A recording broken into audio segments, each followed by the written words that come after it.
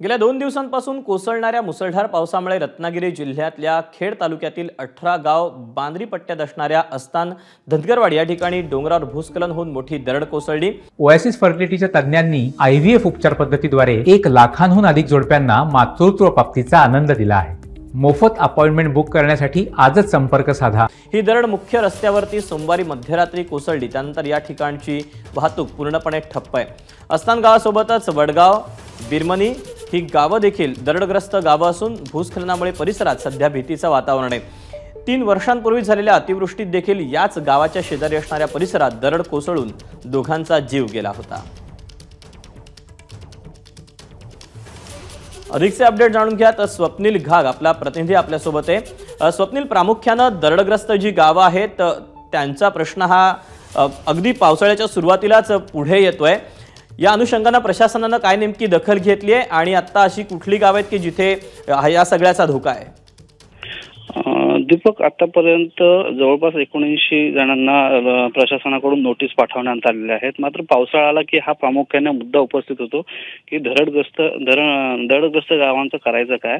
प्रशासनाकडून या संपूर्ण गावांना फक्त नोटीस दिल्या जातात आणि नोटीस दिल्यानंतर त्यांना तिथून स्थलांतर होण्याची सूचना केल्या जातात। मात्र असं जरी असलं तरी त्यांच्या पुढील व्यवस्थेचं काय हा देखील प्रश्न असतो आणि त्यामुळे अशाच पद्धतीचे जे लोक आहेत या ठिकाणी राहणारे हे लोक त्याच ठिकाणी राहतात। अशाच पद्धतीचं हे गाव आहे। धनगर वस्ती असल्यामुळे शहरापासून खूप लांब आहे आणि डोंगराळ भाग आहे। ह्या संपूर्ण अस्तानी परिसरामध्ये गेल्या 2 वर्षापूर्वी अशाच पद्धतीने दरड कोसळली होती आणि 2 जणांचा मृत्यू झाला होता।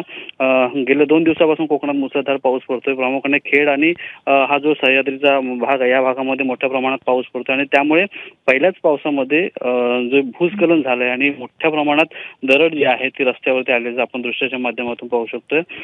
धनगर वस्ती असल्यामुळे या संपूर्ण वस्तीकडे कोणाचा संपर्क आलेला नाही। अगदी प्रशासन देखील उशिरापर्यंत त्या ठिकाणी पोहोचलं असं कळतंय।